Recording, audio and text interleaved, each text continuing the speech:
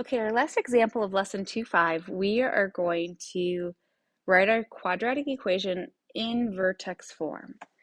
So completing the square is a method to get from standard form into vertex form. And I think we would all agree that vertex form is going to be a really nice form for you to graph your parabolas. If you know the vertex and the a value, you've got enough points ready to go. All right, so our vertex form is standard form, y equals negative 2x squared plus 10x plus 1. So to write this equation in vertex form, we want to recognize that we've been dealing with just the first two terms to create a perfect square trinomial, and then we can get that into a squared binomial. So this plus 1 right here, we don't really want this here. We don't want to get confused by it. Let's take that plus 1 and subtract that from both sides. We basically want to get the 1 to the other side of our equation. So we have y minus 1 equals negative 2x squared plus 10x. Okay, we are heading toward vertex form. We want a perfect square trinomial over here on this side, but this negative 2 that's out front, we don't want that negative 2 right there. We want just the x squared. So what we're going to do is we are going to factor a negative 2 out of both terms. So x squared, so if we factor a negative 2 out of this first term, it leaves us with x squared. If we factor a negative 2 out of 10x, it leaves us with a negative 5x. I'm just going to carry down the y minus 1 on the left. All right, I'm not closing the parenthesis yet. You'll see why in just a minute here. But this is what we're going to work on. Here's our x squared minus 5x. We want to add in some value that's going to make this a perfect square trinomial. That's why I kind of held off on the parenthesis. That will go after that number that we add in. So to create the perfect square trinomial, we take our b value divided by 2. So our b value is, I know that we took this negative, factor the negative 2 out. We're just going to ignore it for a few minutes. We're really focusing on just in here. So our b value is going to be that negative 5. So we're going to take negative 5, divide it by 2, and then we're going to square that. So negative 5 divided by 2 is negative 2.5. If you square negative 2.5, you get 6.25.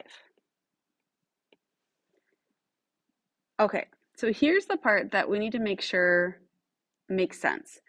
We just added in a 6.25 to this side of the equation, which means, oh yeah, let's go over here and add in a 6.25 on the left side.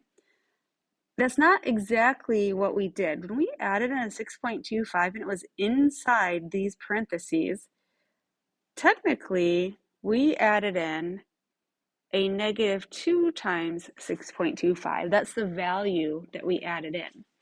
Because of this negative 2 that's factored out front, really we have on the right side of our equation, we have a negative 2x squared right there. We have a positive 10x right there, which means we have, if we multiply these together, we get a negative 13.5.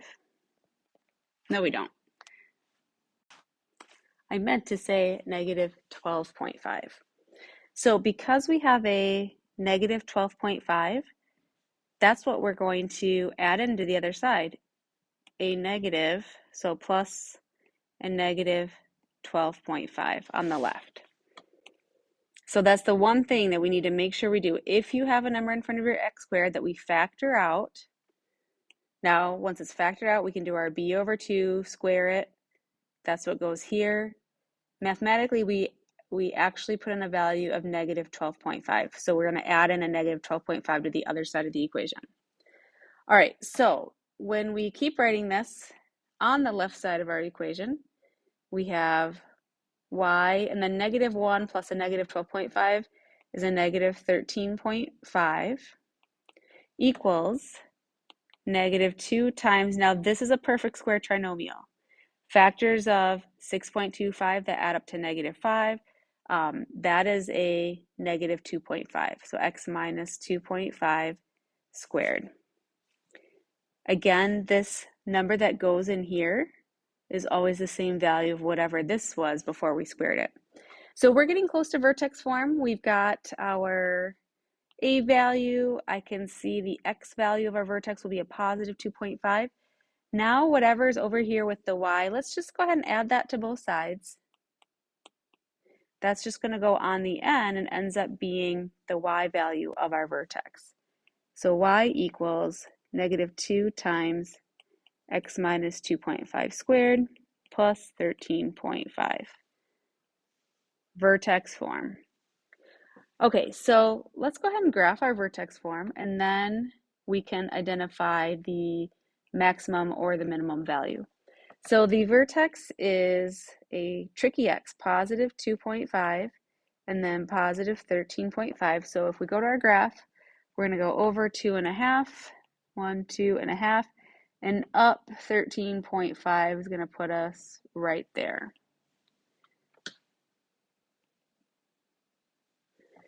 All right, from here, we can get our pattern of points. Our a value is negative 2. So negative 2 times 1, negative 2 times 3, negative 2 times 5. So a negative 2, negative 6, negative 10 pattern. So I'm at a 13.5. I'm going to go down 2, 1, 2, that gets me to 11.5, and to the right 1. I'm going to be in these like 0.5 spots. Now I'm going to go down 6, 1, 2, 3, 4, 5, 6, to the right 1. And there's my next one. And then down 10 to the right 1. 1, 2, 3, 4, 5, 6, 7, 8, 9, 10 to the right 1. Then I want the same points on the other side. Down 2 to the left 1. Down 6 to the left 1. Down 10 to the left 1. Oops, missed that one. And there's our parabola. All right, so does this graph have a maximum or a minimum? Because it has a highest point, it's opening down, it will have a maximum value. And the maximum value is, how high did that graph get? That got all the way up to a 13.5. So our maximum value is 13.5.